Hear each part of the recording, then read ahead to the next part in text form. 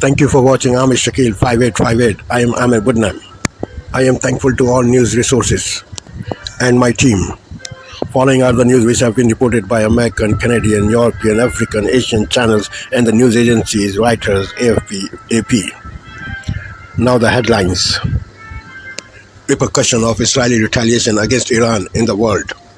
Hypocrisy. U.S. Speaker of Congress Mike Johnson could lose his job on foreign aid bill. Recovery from economic fall.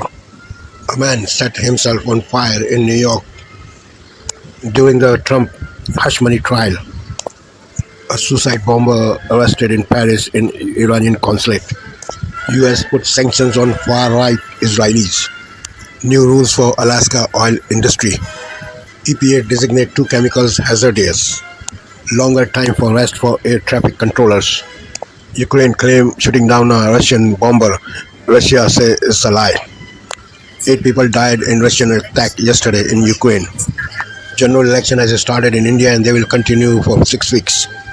Title 11 rules on Wall Street. Dow Jones gained, S&P 500 and Nasdaq went down. Now the news in detail. On democracynow.org, the War and Peace Report, I'm Amy Goodman. Israel launched a drone attack on Iran, according to Israeli and Iranian sources. Tehran said the strike hit a military airbase near the city of Isfahan, where explosions could be heard. The damage was reportedly minimal, and Iranian forces later downed 3 Israeli drones. The attack early this morning came in response to Iran's recent drone and missile attack on Israel. It comes less than 3 weeks after Israel attacked an Iranian consulate in Damascus, Syria, killing many people, including senior military officials. About a dozen people were killed. There were early reports of possible strikes inside Syria and Iraq as well, but those have not been confirmed. Earlier Thursday, the U.S. announced new sanctions on Iran targeting its missile and drone programs and various military entities and individuals. The EU and the U.K. are also imposing new sanctions against Iran. Meanwhile, Secretary of State Antony Blinken said at a G7 meeting in Italy earlier today, the U.S. was not involved in any offensive operation by Israel, though it's reported the U.S. received advance notice of the Israeli attack on Iran. Here in New York, riot police moved in on a peaceful student protest encampment, arresting at least 108 people at Columbia. Columbia University President Manu Shafiq called the NYPD to clear the Gaza Solidarity encampment on the campus's South Lawn, where Columbia and Barnard students had set up one day earlier to demand university leadership divest from Israel. New York Police Chief John Schell said Shafiq identified the demonstration as a clear and present danger, but that officers found the students to be peaceful and cooperative. Shafiq warned all students participating in the encampment would be suspended if arrested. At least 3 suspensions of Barnard students were confirmed Thursday, including Isra Hirsi, daughter of Congressmember Ilhan Omar. Columbia students and faculty members held a news conference Thursday evening. This is Palestinian-American graduate student Layla Saliba, who lost 14 family members in Gaza since October 7th.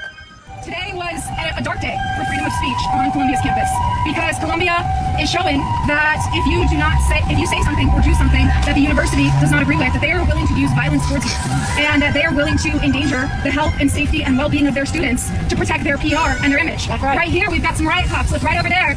They're treating us like a national security threat simply for holding a press conference. Layla Saliba was also one of the Columbia students attacked in January's chemical skunk attack during a campus rally. Following yesterday's arrest, students continue to gather on campus, where large protests carried on through the night and are ongoing. Thursday's showdown with the NYPD was the largest arrest on the Columbia campus since 1968, when police apprehended over 700 students protesting the school's ties to the Vietnam War and Columbia's plans to expand in Harlem by building a gymnasium in Morningside Park. Meanwhile, on the other side of the country, massive crowds of students at the University of Southern California protested USC's cancellation of valedictorian Asnat Bassam's graduation speech, chanting, "Let her speak." This is student Katya Urban. It feels really important, especially right now, for the Jewish voice at USC, the anti-Zionist Jewish voice at USC, to be very loud and very present. So we're here just to support Asna and to support free speech and to hold USC accountable. To see our interview with the USC valedictorian, go to democracynow.org. The United States was alone in vetoing a UN Security Council resolution Thursday recommending Palestine's full membership at the United Nations. The UK and Switzerland abstained. All 12 other nation members voted in favor of Palestinian membership. Palestine is currently a non-member observer. Riyad Mansour, Palestinian ambassador to the UN, said the result will translate to a greater loss of life in Gaza. He spoke after the vote. Our right to self-determination has never once been subject to bargaining or negotiation. Our right to self-determination is a natural right, a historic right, a legal right, a right to live in our homeland, Palestine, as an independent state that is free and that is sovereign. More details have emerged about the death of Hind Rajab, the 6-year-old girl in Gaza City who was killed by Israeli forces in January in a car alongside 5 of her family members. Prior to her death, Hind was on the phone with emergency workers pleading for help. 2 paramedics from the Palestinian Red Crescent who responded to her call were also killed in their ambulance. Israel denied responsibility for the killings by claiming its forces were not present. But a new Washington Post investigation finds Israeli armored vehicles were in the vicinity of the attack on Hind Rajab. The Post also reveals the destroyed ambulance was discovered along a route provided by Israeli authorities after the Palestine Red Crescent had received approval to respond. The ambulance was bombed about 164 feet from the car with Hind and her family. The Post reports the destruction of the ambulance was consistent with the use of a round fired by Israeli tanks, and that the gunfire audible on the phone call was consistent with Israeli weapons. A coalition of human rights advocates have arrived in Istanbul, Turkey, as they prepare to set sail to Gaza on a civilian flotilla carrying urgently needed food and medicine. Hundreds will participate in the humanitarian aid mission. The Freedom Flotilla is expected to set sail later this month. This is Palestinian-American activist Huwaida Araf. What we have on board is life-saving aid. We are watching in horror as an entire people are being deliberately starved on top of the bombings and the killings and the maiming that we have seen. And we can't stand by because our governments aren't doing anything to stop it. So we are taking to sea to attempt to deliver this aid and to directly challenge the siege in hopes of breaking it. Huwaida Araf was one of the organizers of the 2010 Gaza Freedom Flotilla, which Israel attacked, killing 10 activists. Lawmakers can soon take a decisive step in forcing TikTok to either be sold from its Chinese owner ByteDance or be banned in the U.S. House Speaker Mike Johnson has attached the TikTok divest or ban measure to a series of military funding bills for Ukraine, Israel, and Taiwan, adding up to $95 billion.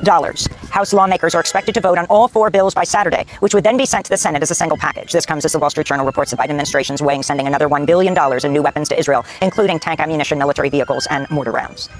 The U.S. deported over 70 Haitian asylum seekers Thursday despite a spiraling security and humanitarian crisis in Haiti. Immigration rights advocates have been demanding the Biden administration halt all deportation flights to Haiti. The Haitian Bridge Alliance said in a statement, quote, "Deportations to Haiti are intentional violence and blatant anti-black discrimination. The hypocrisy by the Biden-Harris administration must cease," they said. Earlier this week, Haitian officials named the members of a transitional council that will take power after Prime Minister Ariel Henry steps down. The council, made up of voting members and non-voting observers, will choose a new prime minister and wield certain presidential powers by majority vote. Members of the council include a former employee of the World Bank. Its mandate expires February 2026. The Biden administration's reimposed oil sanctions on Venezuela, saying President Nicolas Maduro has not enforced promised reforms ahead of July elections. Some U.S. sanctions on Venezuela's oil industry were lifted last year under the condition Maduro allowed opposition candidates to participate in the elections, but several have been banned from running. The U.S. Senate advanced the passage of Section 702 of the Foreign Intelligence Surveillance Act, or FISA, Thursday, despite objections from civil liberties advocates and some Democrats. The controversial provision has been used by federal agencies to conduct warrantless surveillance on U.S. citizens. One of the measure's critics in Congress, Senator Ron Wyden, said, quote, "This issue demands a debate about meaningful reforms, not a rushed vote to rubber stamp more warrantless government surveillance powers," he said. And 12 jurors, 7 men and 5 women, have been selected for Donald Trump's criminal hush money trial. The 6 alternates will likely be chosen by the end of today, with opening arguments starting as early as Monday. Trump's charged with 34 felony counts of falsifying business records to hide $130,000 paid to adult film star Stormy Daniels in 2016. Prosecutors said Thursday Trump has repeatedly violated his gag order and asked Judge Juan Merchan to hold Trump in contempt. And those are some of the headlines. This is Democracy Now!, democracynow.org, The War and Peace Report. I'm Amy Goodman.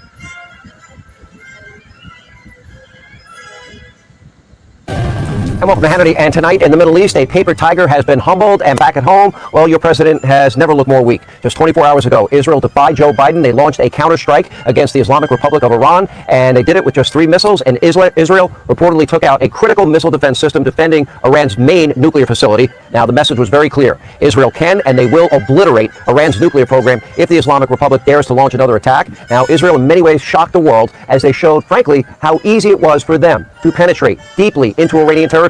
That's even after Biden abandoned them. Why? To appease his radical Democratic base, which is the Radical Democratic Party. Now, tonight, apparently, that message was received. According to Reuters, Tehran is now playing down the attack and signaling that there will not be any retaliation. Also, tonight, there are 3 main losers in this international conflict. Let's go through them. Without a doubt, the biggest loser from last night to today was Joe Biden. Now, late last week, you might recall, when the Islamic Republic of Iran was about to strike Israel, Biden politely told the mullahs in Iran, quote, "Don't." And then he shuffled off to the beach. The very next day, Iran, they attacked Israel. 170 drone strikes, more than 30 cruise missiles, 120 ballistic missiles. 99% of them were stopped. They never landed at their target. Now, a few days later, when Israel was planning their response, Biden once again uttered his favorite phrase, "Don't." This time he was telling Prime Minister Netanyahu, "Don't respond, give Iran a pass." Now, Israel then disregarded Biden, thankfully, and they went ahead with last night's targeted attack and reportedly keeping Joe out of the loop, wisely so, until the last minute. Now, the world simply has no respect for Joe Biden. That's why he is the biggest loser. Nobody listens to him. Nobody cares what he has to say. Nobody thinks he even knows what day of the week it is. And just to keep track, Biden's one-word foreign policy, I guess we can call it the Biden doctrine, the don't doctrine, is disregarded by our enemies. It is disregarded by our allies. And a few weeks ago, the Houthi rebels, you might recall, they ignored Biden's don't, and continue to attack cargo ships. And who could forget when Biden told Putin, don't, and then Russia did invade Ukraine. Joe Biden is batting 1,000. Now, maybe we need a new Biden bumper sticker that reads, when don't means do, because they keep doing when he says don't. Now, here's the elephant in the room. The word don't is about as complex as Biden is, capable of getting to. Now, here he is today, struggling to just get basic, simple words out, the typical mumbling, bumbling, stumbling that's gotten worse all week. Take a look. Our places look for the cheapest labor in the world, sent the jobs to those laborers, whether they're in Asia or Europe, wherever they were, and then they sent the product back home. Well, instead of importing foreign products, I'm exporting their products. While Biden withers on the world stage, Israel, they are standing up to radical Islamic terrorists that attacked them. They are standing up to their biggest foe. And that brings us to the next loser. And that would be the Islamic Republic of Iran and the mullahs of Iran, this country's radical regime. They usually hide behind their proxies. In other words, they use foreign terror groups, Hamas, Hezbollah, the Houthi rebels, as pawns to do their dirty work. Last weekend, the mullahs finally mustered up a little bit of courage. They felt emboldened because Joe Biden's the president, and he's been trying to appease them, and they attacked Israel directly. Now, that resulted in utter and complete humiliation. If you recall, on Saturday, Iran launched more than 300 of their most sophisticated missiles and drones towards Israel. 99% of the projectiles were shot down. Most, by the way, before they were even able to enter Israeli airspace. The United States and Jordan, Iraq, Saudi Arabia, they all helped defend Israel, shooting down Iran's missiles and drones. But during last night's targeted Israeli strike against Iran, nobody came to Iran's defense. And with just 3 missiles, Israel was able to send shivers down the spine of the radical Islamists in charge of Iran. And now it's time to finish the job.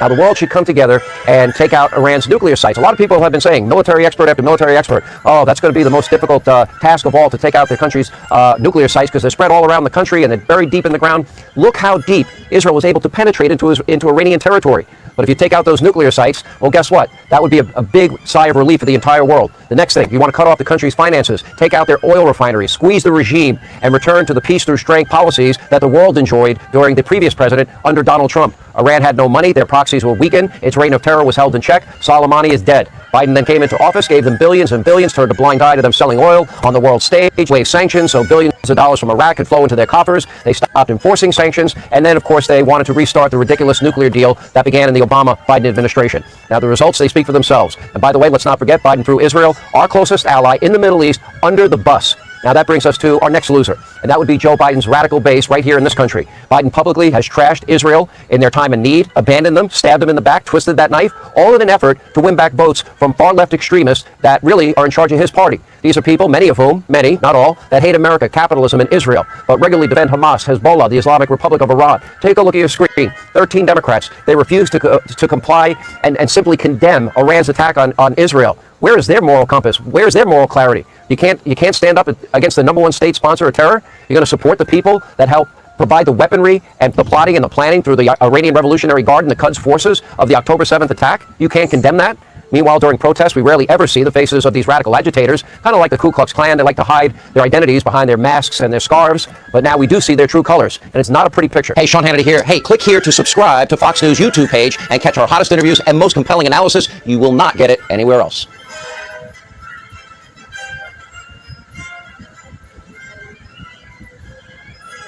A horrifying scene in downtown Manhattan. He takes one can, dumps the can on himself, takes another can, dumps the second can on himself. A man set himself on fire just outside the courthouse where jury selection was being finalized in Donald Trump's so-called hush money trial. We do not believe this was targeting any particular person or any particular group. The CBS Evening News starts now. Good evening. Thank you for being with us. I'm Margaret Brennan. Nora is on assignment. We begin tonight with that breaking news from Lower Manhattan. Emergency crews rushed to a park just across the street from the courthouse with fire extinguishers to douse the flames engulfing a 37-year-old man. After burning for several minutes, he was carried away on a stretcher and taken to the hospital in critical condition. It does not appear the incident has anything to do with the trial of the former president, which continued on without interruption. Authorities say the man was carrying colorful pamphlets that were full of anti-government conspiracies. They don't believe he was targeting any particular person or group. CBS's Jerika Duncan will start us off tonight with the latest details. It was a shocking image, too graphic to be shown in full detail, in the middle of a New York City park this afternoon of a man on fire. It happened right outside the courthouse where former President Donald Trump's criminal trial was underway. A man has now lit himself on fire outside of the courthouse in Manhattan where we are The incident unfolding live on cable news just after 1:30 Eastern. And we're like yelling to the cops who are all outside of the park. I don't know if he was really political or just unbalanced. Authorities confirmed 37-year-old Maxwell Azzarello is from St. Augustine, Florida. Tonight, officials say he is intubated and in critical condition. He throws the pamphlets throughout the park, and then he pulls out a canister and pours some kind of liquid on himself, court officers, members of the police department, they run into the park. They make efforts to put him out. How concerned are you that somebody was able to get this far in, light themselves on fire, that with all of these law enforcement officials around? We're very concerned. Of course, we're going to review our security protocols. Azzarello posted what he called the Ponzi Papers online, critical of both Republicans and Democrats, claiming, quote, "We are victims of a totalitarian con that is about to hit us with an apocalyptic fascist world coup." This gentleman did not breach the security protocols. The park was open to the public. And today at a news conference, when I asked authorities how this incident changes things moving forward, one official said that shutting down this park, which was also used as a designated space for protesters, Margaret, is now under consideration. Disturbing development there, Jerika Duncan. Thank you. Meanwhile, inside the courthouse, jury selection concluded and opening statements will now begin Monday in what is the first criminal prosecution of a former president of the United States. Trump faces 34 counts of falsifying business records as part of a hush money scheme. CBS's Robert Costa has the latest. The full jury is now set in the unprecedented criminal trial of former President Donald Trump. The trial starts on Monday, which is long before a lot of people feel like the judge wants us to go as fast as possible. That's for his reasons, not for my reasons. The remaining 5 alternate jurors selected today complete the panel. They'll hear evidence and step in if any of the jurors drop out. The group of 7 men and 5 women weighing the evidence includes a teacher, an investment banker, and a corporate lawyer. The assigned 4-person is originally from Ireland. Emotions ran high, with some potential jurors complaining of anxiety. One saying today, "This is so much more stressful than I thought it was going to be," before being dismissed. It is indeed possible that we may see 1 or 2 jurors who come in on Monday and just say that they have reconsidered their position and they cannot serve. You're going to get a lot of pressure, and you're going to see what it feels like to be pressured by other people. Meanwhile, Trump has said he's willing to take the stand. Yeah, I would testify, absolutely. And today, in separate court proceedings, Trump and his attorneys were briefed about topics that prosecutors could raise if he were to testify, potentially including fraud, past sexual misconduct allegations, and alleged gag order violations. Everyone else can say whatever they want about me. They can say anything they want. They can continue to make up lies and everything else. And late today, Trump's legal team tried to get an appeals court judge to halt the trial and change the venue, citing concerns about jury selection, but the judge denied that request, meaning for now, full steam ahead for the prosecution come Monday, when they will call their first witness. Margaret. Another reason this is just a highly unusual campaign season for you, Bob. Thank you for your reporting. Now to Israel's retaliatory airstrikes on Iran. Senior U.S. officials confirmed the missile strikes to CBS News, but little else is being publicly shared. CBS's Deborah Pata reports tonight from Jerusalem. Flashes in the night sky. Among the few images posted on social media purportedly showing the Israeli attack on Iran. CBS News has learned that Israeli aircraft operating outside Iran fired a small number of missiles on the city of Isfahan after suppressing Syrian air defenses. Isfahan is where Iran has several nuclear facilities. The UN's top atomic energy body says none of them were damaged. For now, though, officials are mostly keeping their heads down and their mouths shut. Secretary of State Antony Blinken did not address the attack directly and would not be drawn on whether the U.S. had been given advance notice. Again, I'm not going to speak to anything other than to say we were not involved in any offensive operations. There's also been no official Israeli confirmation of the strike. Iran expert Menachem Merhavi believes that for now, Israel has had the last word. Because the message was to the government in Iran, to the regime, we can reach you, you're not impregnable on the one hand, yet we do not look for more adventures on this front. Iran also played down the attack. Nothing to see here was the official line. It was just our powerful air defense firing at a suspicious object, said General Siavash Mihandos. It caused no damage at all. Regime supporters chanting death to Israel mocked the attack, saying it was nothing special, just a bunch of small drones. Merhavi told us the nature of the Israeli attack gives Iran enough space to walk away from this. He doesn't believe they will retaliate this time, and that for now at least the playing field has been leveled. Margaret? Deborah Pata tonight in Jerusalem. Thank you. Back here in Washington, Congress took a key step toward passing foreign aid bills to provide billions of dollars in security funding for Ukraine, Israel, and Taiwan. House Speaker Mike Johnson scheduled a vote for tomorrow. CBS's Scott McFarlane is on Capitol Hill, where the Speaker may be putting his own job on the line. The long wait for help in Ukraine appears nearly over. The world is watching. It is time for Congress to act. After a key test vote today, the U.S. House is poised to approve nearly $61 billion in aid to Ukraine tomorrow, along with millions to help Israel. But the political cost is difficult to calculate. I'm concerned that the Speaker's cut a deal with the Democrats to fund foreign wars. A third hardline Republican, Arizona's Paul Gosar, has signed on to a plan that could oust his fellow Republican Mike Johnson as U.S. House Speaker. The group has criticized Johnson for again pushing a major proposal, largely supported by Democrats. Other Republicans told CBS News they're dissatisfied too. Do you think this is a tipping point for Speaker Johnson, this Ukraine vote? I definitely sense that there's a souring, to Republican leadership. The defectors still won't say when they'd force a vote against Johnson, who defended the Ukraine legislation. This is the best possible product that we can get under these circumstances. Democrats supported it overwhelmingly. Oh, this money was needed yesterday. I cannot emphasize enough that if we didn't step in soon to help Ukraine, we could be giving the whole show to Vladimir Putin. And Democrats haven't ruled out voting to keep Johnson in his job if he's challenged. If he works with us in an earnest way, that they would be willing to vote no on a motion to vacate. Also set for a vote tomorrow, a bill that would require TikTok to be sold or divested from its China-based owner or face a ban in the United States within a year. Margaret, they have added this to this major foreign aid package. It's going to be a busy weekend on Capitol Hill. Scott, thank you. A possible school shooting was averted. Police in Maryland revealed new details today about how they stopped a student's plan to carry out an attack. CBS's Nicole Skanga reports. A potentially catastrophic event was prevented. A possible school shooting thwarted. Authorities arrested 18-year-old Alex Yee, charging the high school student previously hospitalized for psychiatric treatment with making threats of mass violence at his high school and elementary school in Rockville, Maryland. According to charging documents, a friend alerted local police of a chilling 129-page memoir, a story of a bullied transgender teen's desire to shoot up his school. Elements police say are pulled from the suspect's real life. Even after being removed from the school, he said that he could do something at graduation because he lived close to the school. He was preoccupied with self-harm, school shootings, and explosives. Police saying he Google searched other mass shootings, including Sandy Hook and nearby gun ranges. Police also recovered a BB gun from the suspect's home. No other weapons were found, and the suspect is being held without bond. There have been 140 threats made to Montgomery County Public Schools this school year, according to local police. The district has bolstered its security footprint and is now offering trauma counseling to students. The overall mood is definitely shocked, but thankful that nothing bad really happened. No one really expected this to happen. It's kind of crazy when it's your own school. We reached out to the suspect's attorney. We have not yet heard back. Tomorrow marks 25 years since Columbine. Police say the suspect here mentioned that school shooting in recent online conversations. Margaret? Nicole Skanga, thank you. Well, microchip maker Intel is at the center of the latest high-tech race between the U.S. and China. CBS's Jo Ling Kent got exclusive access to Intel's state-of-the-art facility for tonight's in-depth report. All right. This is the new front line in the global chip wars. Here we go, let's go.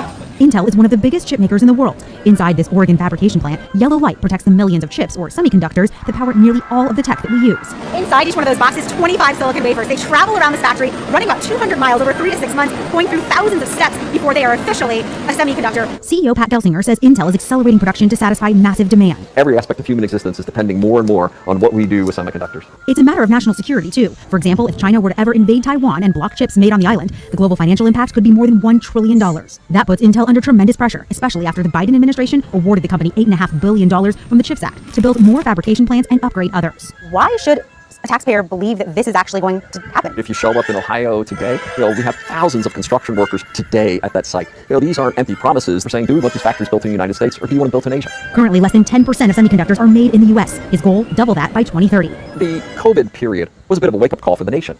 All of a sudden, our car factories were stopped because we didn't have a $1 chip. How'd that happen? And we found out all those chips were being built in Asia, and we had no particular influence on those supply chains. Intel has just announced a new weapon, this high-NA lithography machine, the most advanced ever made. It uses a laser that heats material 40 times hotter than the sun to create the next generation of semiconductors. How is this massive new machine that you're installing going to make a material difference? We expect that by the end of the decade, we'll be crossing 1 trillion transistors into a single package. A long-term bet for the company and the country. Jo Ling Kent, CBS News, Hillsboro, Oregon. And Taylor Swift releases a new album with a big surprise for her fans. That's next. Now, this consumer alert, Tesla is recalling nearly 4,000 of its 2024 Cybertrucks because the accelerator pedal can get stuck, potentially causing it to speed up and crash. Tesla says it's not aware of any accidents linked to the problem. Taylor Swift fans are doubly excited tonight.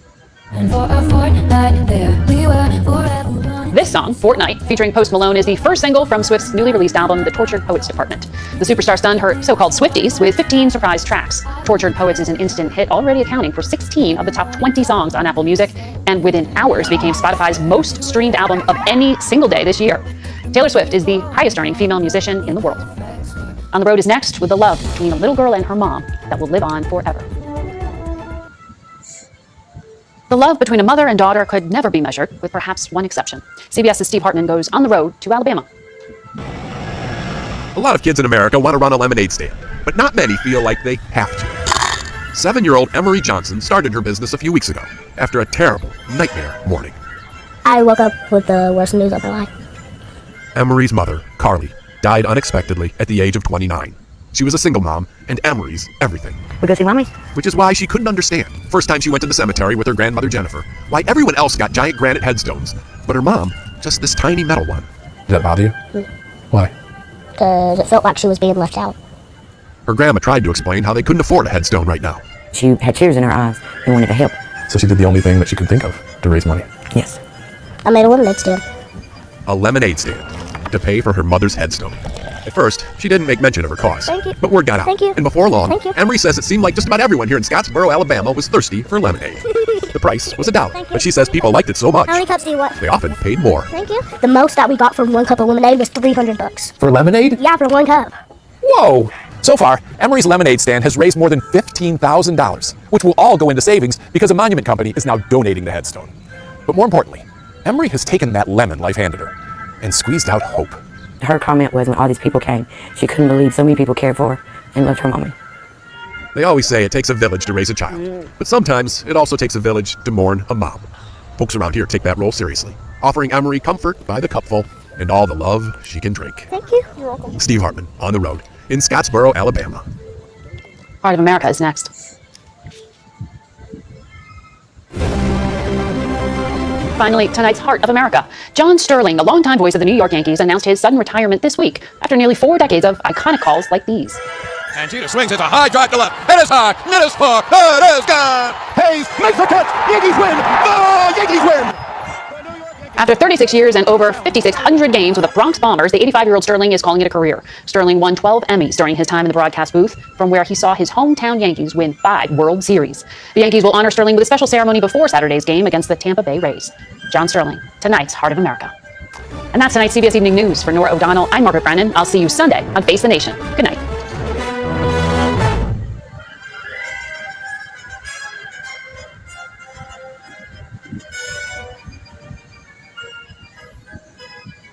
Tonight, breaking news in Donald Trump's criminal trial. The jury is now seated. Who is the first witness? And the scare outside today, the man who set himself on fire. Also tonight, the 2 United pilots suspended this evening after who they let sit in the captain's seat mid-flight. And tonight, the Botox scare widens in New York City this evening. Hospitalizations from this. First tonight, the disturbing images outside the Trump trial here in New York. The man setting himself on fire. Witnesses looking on in horror. While inside that courtroom, the jury fully seated now. When do opening arguments begin? And what prosecutors are saying about the first witness. Tonight, Israel striking back against Iran, and the new images just in tonight of the damage. Retaliation after Iran's first ever direct attack on Israel.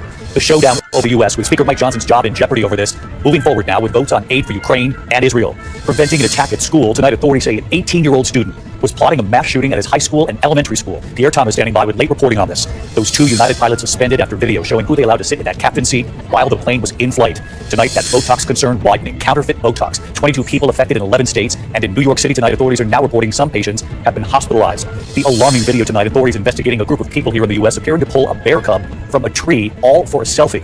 Tonight, what Taylor Swift has now done and what no one was expecting with this release. And this evening here, we remember the American Idol contestant who became a Grammy winner, who has died now at just 47. From ABC News World Headquarters in New York, this is World News Tonight with David Muir. Good evening, and we begin tonight with the breaking news on Donald Trump's criminal trial. The jury fully seated. Opening arguments begin Monday. Questions now about the first witness. Also tonight here, the awful scene outside court today. A man nearby setting himself on fire. Witnesses seeing it all, the man engulfed in flames, EMTs with fire extinguishers, rushing him to the hospital. He's in critical condition tonight. Meantime, inside the courtroom, the judge declaring we have completed jury selection of this case. 12 jurors and 6 alternates all sworn in. They will hear this case. They will determine Donald Trump's fate. ABC senior investigative correspondent Aaron Petersky leading us off outside the courthouse again tonight. Tonight, the jury of 12 is set. 6 alternate jurors picked, and opening has been set to begin in the historic first-ever criminal trial of a former American president. But this afternoon, as Donald Trump sat before the judge, a major security scare playing out just steps away from the Manhattan courthouse. Chaos and horror as a man hurled pamphlets into the air, then set himself on fire. An eyewitness speaking with ABC's Olivia Rubin. I heard someone screech, looked in the corner, and there's this guy who just starts dousing himself with fuel and immediately just lit himself on fire. The man who police identified as 37-year-old Max Azzarello, a resident of Florida, sworn by law enforcement who put out the flames and transported him to the hospital where tonight he's in critical condition. Police say he posted a host of bizarre anti-government conspiracy theories online under this headline: I have set myself on fire outside the Trump trial. Any evidence of political motivation here to the pamphlets? Give you any clues as to why this occurred? The pamphlets seem to be propaganda-based, almost like a conspiracy theory type of pamphlet. While all this was going on, Donald Trump was never in any danger. The former president safely inside watching as lawyers wrapped up jury selection. The panel comprised of 7 men and 5 women. There are 6 alternates, 5 women and 1 man, any of whom could jump in if needed. And with this case, that's not a stretch. Today we saw the stress even potential jurors were facing. One woman telling the court, I have really bad anxiety. More and more people in my life know that I'm here without me even telling them, just by putting the pieces together. She was immediately excused. Another woman dismissed after she broke down in tears. Trump, whose eyes were closed, opening them to look at her, she said, I feel so nervous and anxious right now. I'm sorry. I thought I could do this. 174 prospective jurors were dismissed since the trial began. Trump, a lifelong New Yorker, listening for days on end as dozens of people told the court what they thought of him. Some had praise. One man calling Trump a family man and a businessman who brought a lot of value to the economy. Another man was confronted with social media posts where he had described the former president with the words sociopathic incompetence, adding, I do believe that he is actually the devil. With Trump watching intently, Judge Juan Merchan asked the man if those posts still reflected his opinion. It's not far off base, he responded, and was immediately excused. And with jury selection now over, Trump's lawyers made one last-ditch effort to delay the trial, but an appeals court turned them down. The trial starts on Monday, which is well before a lot of people thought the judge wants us to go as fast as possible. That's for his reasons, not for my reasons. So let's get right back to Aaron Petersky live outside the court again tonight. Aaron, opening statements on Monday. We still don't know the first witness. We don't, David, because prosecutors refused to reveal the name, fearing if they do, Trump would only go on the attack. And the judge said, under the circumstances, that's understandable. He said there's nothing else to clarify, nothing else to argue. The judge was plain, David. Opening arguments starting Monday. David? Aaron Petersky reporting all week long here for us. Aaron, thank you. Meantime, tonight there are new images just in after Israel has now retaliated after Iran's first ever direct attack on Israeli soil. Tonight here you will see the new satellite images of the damage inside Iran. And where does this go from here? ABC's Matt Gutman in Israel again tonight. Tonight, Israel striking back inside Iran, retaliating for Tehran's first ever direct attack on Israel. The pinpoint strike happening shortly before dawn. Videos circulating online appearing to show explosions in the distance. A senior U.S. official telling ABC News Israeli fighter jets firing at least 3 missiles from outside Iranian airspace, destroying an air defense radar site that protects the Natanz nuclear facility in central Iran, but that nuclear facility not the intended target. New satellite images released today showing damage near this Iranian airbase. The strike meant to send a message to Tehran that Israel is capable of penetrating even Iran's most sensitive sites, analysts say. We're not just going to go after the tentacles of the octopus, we're going to go after its head. ABC News learning that Israel notified the U.S. shortly before its attack. Secretary of State Antony Blinken making it clear today the U.S. had nothing to do with the strike. The United States has not been involved in any offensive operations. What we're focused on is our work to de-escalate tensions. Iran also appearing to de-escalate, drawing a curtain of secrecy over the attack, saying there was no damage, no casualties, and blaming it on infiltrators, not directly pointing the finger at Israel. And Israel also projecting business as usual, with not a single official comment from the government or the military. But sources say the limited nature of Israel's response, signaling an effort to avoid a wider war after weeks of escalating tensions. Israel's airstrike on Iran's consulate in Syria that killed some of its top commanders, and then Iran's response, that unprecedented barrage of 300 drones and missiles into Israel. So what happens now? Do Israel and Iran not attack each other directly anymore? I think this round is over. Both fighters are going to leave the ring, but they'll be back. We will see. Matt Gutman with us live from Tel Aviv again tonight. Matt, of course, back to that senior U.S. official who said today Israel destroyed that radar site near an Iranian nuclear facility. The U.S. official saying this is clearly meant to send a message, but I'm curious, do U.S. authorities believe this is it for now? They do, but remember, analysts are telling us that if they've learned anything over the past couple of weeks, it's how unpredictable this conflict can be and how quickly it can change. Remember, when that strike happened, there was concern of an all-out war between Israel and Iran. Both sides now downplaying it, de-escalating, and there's now a real sense of relief here. David. Matt Gutman right there in Tel Aviv for us. Matt, thank you tonight. Back here in the U.S., meanwhile, the battle over aid for Israel and aid for Ukraine with House Speaker Mike Johnson's job in jeopardy. The vote's now coming on this. ABC's Selena Wang on Capitol Hill with late reporting tonight. The resolution is adopted. After months of delays, tonight a victory for Speaker Mike Johnson, with the House finally on the cusp of passing tens of billions of dollars in critical aid to Ukraine and Israel. Look forward to final passage on the bill tomorrow. This is the best possible product that we can get under these circumstances. In a rare move, Democrats voting to save Johnson's plan after dozens of rebel Republicans opposed the legislation. The stage now set for the House to pass the bills on Saturday. Democrats blasting Republicans for failing to back a package crafted by their own speaker. We're willing to lead. We're willing to govern. We're willing to do the people's business. Ronald Reagan would roll over in his grave if he saw what's going on here with the Republican Party. That bipartisanship making far-right Republicans even angrier as a third joins calls for Johnson to step aside. In a statement tonight, Arizona's Paul Gosar saying, "Our border cannot be an afterthought. We need a speaker who puts America first. They want tougher border security before any more aid goes to Ukraine." But just weeks ago, some of those same Republicans blocked tough border security measures in a Senate deal supported by both Democrats and Republicans after coming under pressure from Donald Trump. But Johnson brushing off those threats. Are you worried about your job? I don't worry. I just do my job. And David, the House is expected to pass this tomorrow afternoon. From there it goes to the Senate, where Chuck Schumer says he's got senators on standby as they prepare to tackle these bills next. Now, the president is emphasizing that there is no time to waste here. He's ready to sign these bills as soon as they get to his desk, stressing that Ukraine and Israel desperately need this aid. David? Selena Wang up on the Hill for us tonight. Selena, thank you. This vote on aid for Ukraine comes amid more deadly Russian airstrikes. New strikes, in fact, killing at least 25 civilians. Ukraine unable to deflect every missile that struck the city of Dnipro, but claiming to have destroyed a plane that took part in that attack, downing a Russian strategic bomber for the first time, seen in video reposted by the Ukrainian military. Tonight, Russia claiming the plane suffered a, quote, technical malfunction.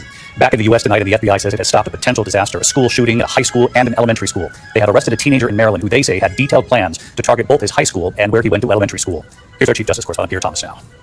Tonight, the FBI, along with state and local authorities in Maryland, said they thwarted 18-year-old Alex Yee's plans to shoot up his high school and his former elementary school after authorities discovered what they called a manifesto with detailed plans to commit mass murder. He writes about targeting his former elementary school because little kids make easier targets. He strategized on how to access the easiest classrooms in his high school and how he would be able to sneak a gun into the school. Yee, whose legal name is Andrea but uses male and female pronouns and goes by Alex, was known to authorities as having a history of mental health issues and an obsession with school shootings, issues that led him to be removed from school and placed into virtual learning last year. Last month, Yee allegedly shared the 129-page Google document with someone he knew, calling it a work of fiction. But police say when the person read it, they immediately called the police. He also wrote that he wanted to become a serial killer instead of a mass murderer because serial killers are romanticized a lot more. He was taken to a psychiatric hospital and is now being held without bond, with one count of a threat of mass violence.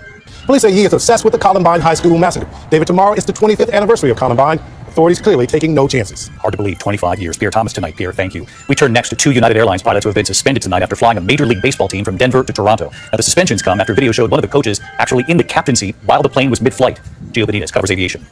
Tonight, alarming video from inside a United cockpit in mid-flight. Land the plane tonight. Major League hitting coach Hensley Mullins traveling on a Colorado Rockies charter to Toronto, seen sitting in the captain's chair of that 757 in violation of strict FAA rules put in place after 9/11. I'm going to start descending here pretty soon. I'm going to press this button. Mullins even mimicking pushing down the flight controls. When this video was posted to social media, it triggered an FAA investigation. And tonight, two United pilots are suspended and facing possible termination for the incident. United telling ABC News, "We're deeply disturbed by what we see in that video, which appears to show an unauthorized person in the flight deck at cruise altitude while the autopilot was engaged. The cockpit is an incredibly sensitive area. Just last month, a LATAM 787 Dreamliner plunged after what a preliminary report found was an involuntary movement forward in one of the pilot's seats. What triggered that move hasn't been determined, but more than 50 passengers were injured in the jet's sudden drop. And David, the FAA doesn't comment on investigations, but federal laws do severely restrict who can be in that cockpit. And to be honest with you, most of the pilots we spoke with today about the story were simply shocked this happened at all. David. Gio Benita's back with us tonight. Gio, thank you. When we come back here, we're tracking severe storms moving into the east tonight. Also, the Botox scare widening in this country. In New York City tonight, hospitalizations now. 22 people in 11 states. And the alarming video tonight, authorities investigating a group of people appearing to pull a bear cub from a tree, all for a selfie. And you'll see it in a moment. Tonight, this counterfeit Botox scare in the U.S. is widening. In New York City, authorities are reporting hospitalizations from this.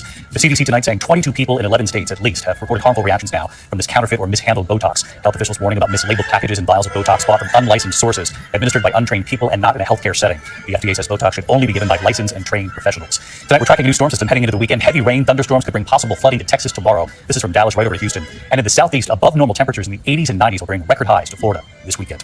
When we come back tonight, that disturbing video, a group of people appearing to pull a bear cub from a tree for a selfie. And we remember a former contestant from American Idol who won a Grammy and who has now died at just 47 years old. To the index of other news tonight, and authorities are investigating an alarming video appearing to show a group of people pulling a bear cub from a tree in Asheville, North Carolina. The video shows a person actually holding one cub there already before it falls to the ground and runs away. Another person seen reaching for a second cub in the tree. Witnesses say they were trying to take a selfie. One of the bears has been recovered by wildlife officials tonight. Authorities warn this is very harmful to the cubs and obviously potentially for the people pulling the bears from the tree. We do have a passing to note tonight. Singer Mandisa Hundley, a former contestant on American Idol, has died. I keep on falling. Known as Mandisa, authorities say she was found dead in her home in Nashville. She was just 47 years old, no word on the cause of death tonight. She was featured on season 5 of American Idol, finishing in the top 10. Finding success as a Christian music singer, she won a Grammy in 2014. When we come back here tonight, Taylor Swift. Fans knew an album was coming at midnight, but the second part of the surprise they were not expecting, and the record's set already tonight. If they're a little tired today. Tonight, it's here and it's already breaking records. Taylor Swift's 11th album, The Tortured Poets Department, released at midnight. You left your typewriter in my apartment, straight from the Tortured Poets Department. The first single with singer Post Malone called Fortnite. I love you, it's ruining my life. It's ruining my life. Then, the surprise from Taylor Swift. At 2 a.m., releasing 15 more songs. An unexpected double album, 31 songs in all. The cheers from fans listening late into the night. Rolling Stone tonight calling the album wildly ambitious and gloriously chaotic, going on to say it might be her most personal album yet. I'm heartbroken. You swore that you loved me, but where were the clues? I died on the altar waiting for the proof. Of her life as a pop star. Breaking down, I hit the floor. All the pieces of me shattered as the crowd is chanting more. Her take on Florida. Florida, can I use you? Florida. And tonight, the record's already shattered. Amazon now saying it's the most streamed album in its first day ever on Amazon Music. Breaking 2 records already on Spotify, the most pre-saves for an album ever. And this year, the most streamed album in a single day. Tonight, the fans studying every lyric, even looking for clues on her relationship with NFL Super Bowl champ Travis Kelce. Trying to be the greatest in the league. Where's the trophy? He just comes running over me. The power and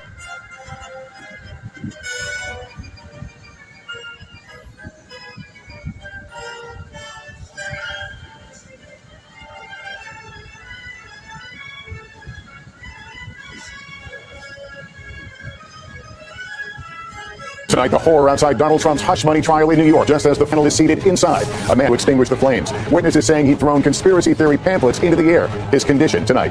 Just moments before the full panel of 12 jurors and 6 alternates officially seated, and when the judge says we'll hear opening statements. Also tonight, new details on Israel striking back at Iran, targeting an airbase days after Iran's massive drone and missile attack. And Iran's foreign minister, his first interview since the Israeli attack, his surprising comments downplaying it. In your opinion, that was not an attack by Israel last night, even though we've seen explosions on video?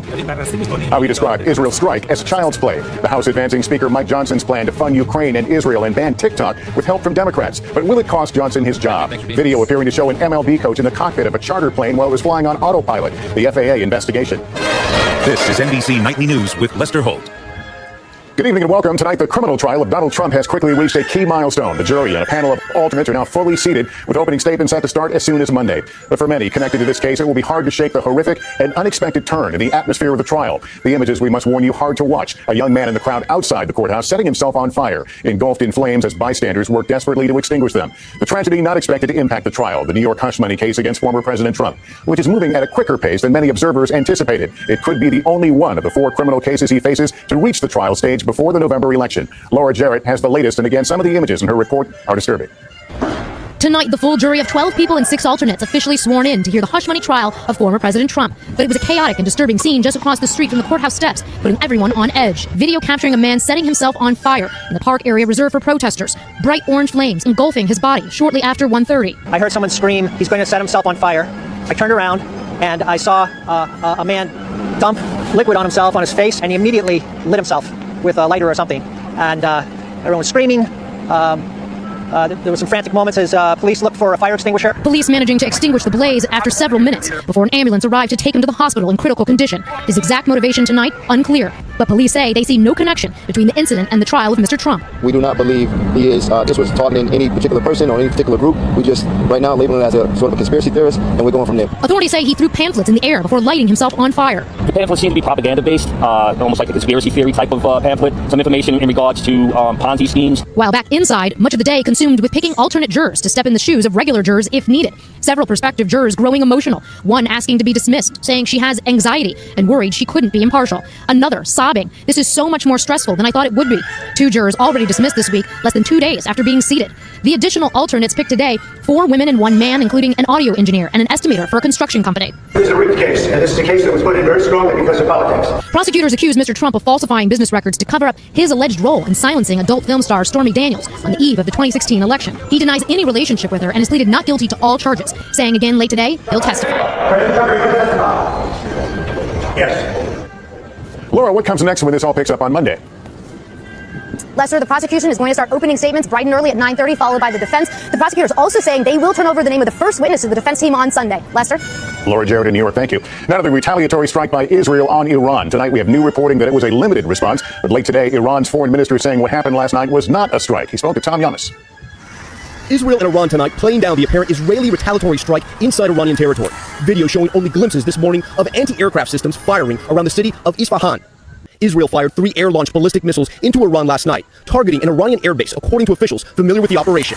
Iran did not strike back as threatened. Instead, local media controlled by the state downplayed the attack and showed life in Isfahan as normal, the nuclear facility nearby unaffected.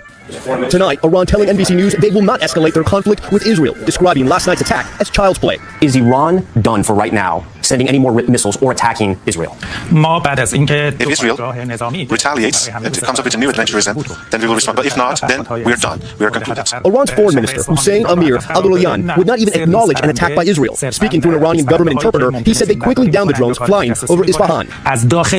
They took off from inside Iran and just they flew for like a few hundred meters, and then they were downed and struck by our air defense. And it has not been proven to us that there's a connection between these and Israel. When you attacked Israel, you telegraphed that attack. You let other Arab nations know this was happening. Did anyone, any other country, tell Iran last night this attack was coming? What happened last night was not a strike. But did any other country tell you something was happening and they were going to invade your airspace and attack possibly on your bases? 2 or 3. They're like more like toys that our children play with, not drones. It was not worth telling us before it happened. In your opinion, that was not an attack by Israel last night, even though we've seen explosions on video?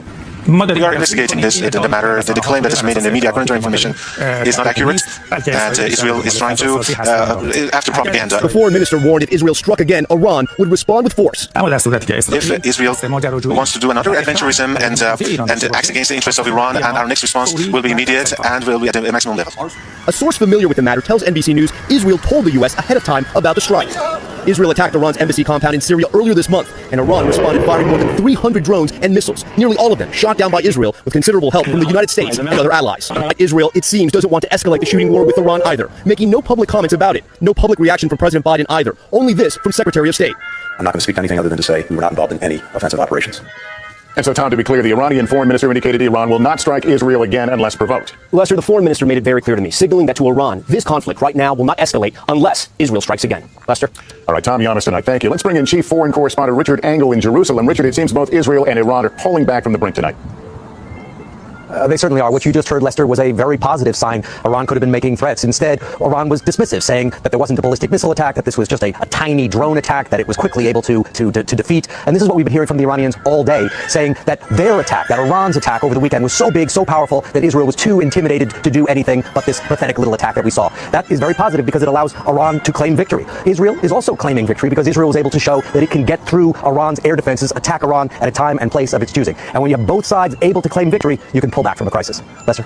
All right, Richard Engel, thank you. Let's turn now to the showdown over billions of dollars in U.S. aid for Ukraine, Israel, and Taiwan. Speaker Mike Johnson moving it forward with help from Democrats. Ryan Nobles is at the Capitol tonight. Ryan, the Speaker's job could still be on the line here.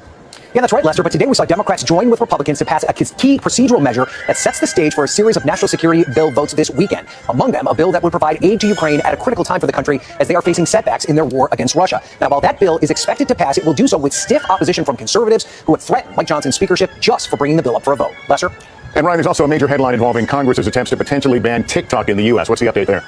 Yeah, Lester, that's right. The House has already passed legislation that would force the Chinese company that owns TikTok to sell off its stake in the company within 6 months or be banned in the United States. Lawmakers are now proposing extending that window of time where the parent company would have to divest in the company to 1 year. The 6-month bill currently stalled in the Senate. This new bill up for a vote this weekend is expected to pass. That's despite an aggressive public relations campaign by TikTok to prevent the legislation from becoming law. Lester? All right, Ryan Nobles, thank you. In New York, new protests today after more than 100 people were arrested as police took down an encampment set up by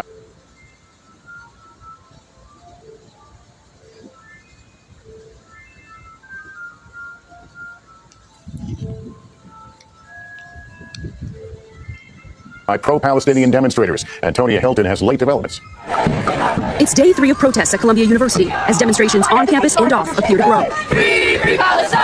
Student protesters have set up new encampments on the New York City campus, just 1 day after Columbia's president Manu Shafiq called in the NYPD to clear an initial encampment of pro-Palestinian demonstrators, leading to the arrest of 114 classmates, many who will get their day in court in May.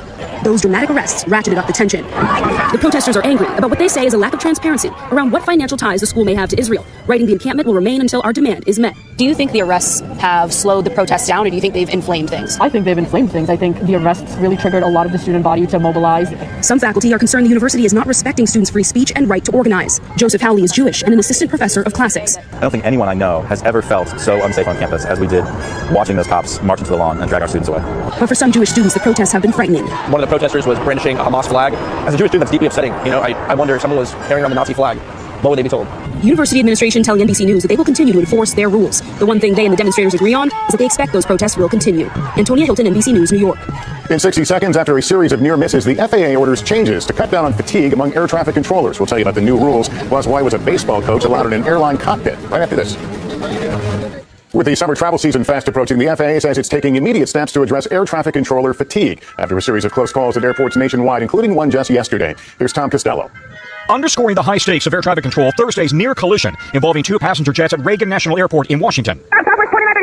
The FAA now investigating whether controller error played a role. It comes after a series of high-profile close calls and a national controller shortage. Many controllers complain they're exhausted, working mandatory overtime and alternating between day and overnight shifts. Today, the FAA ordered changes. Controllers must get 10 hours of rest between shifts rather than the 9 currently required, and 12 hours before starting a midnight shift, putting controllers on a par with pilots and flight attendants. Our goal is to have a rested voice on both ends of the microphone. For the next 3 days, the FAA is accepting new controller applications, hoping to hire and train 1,800 this year after adding 1,500 last year. Every day, controllers handle 45,000 flights, 2.9 million people moving through, into, or out of U.S. airports. Our goal is to get to where folks aren't working overtime. But the controllers union warns the new rest rules could make staffing shortages worse. Meanwhile, the FAA is investigating this video.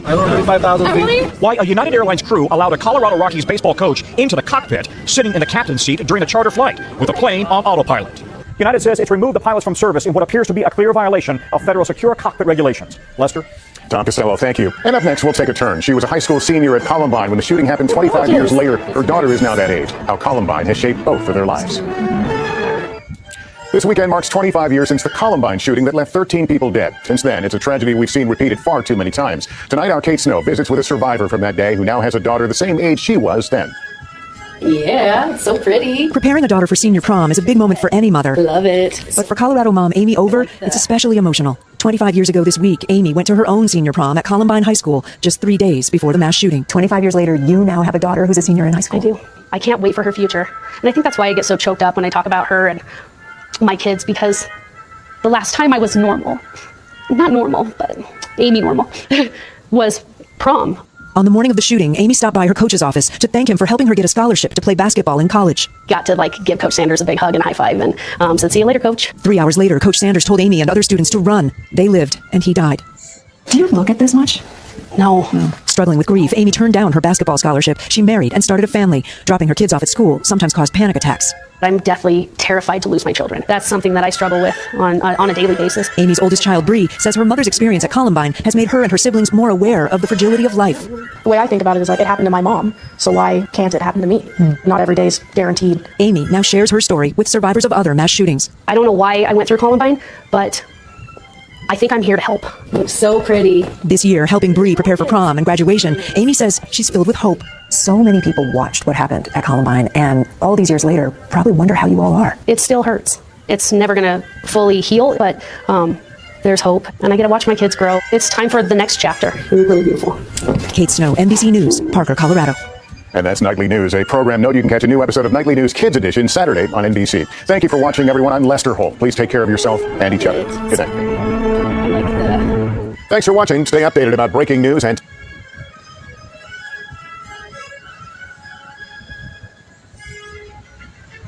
Thank you for watching and privilege of your time.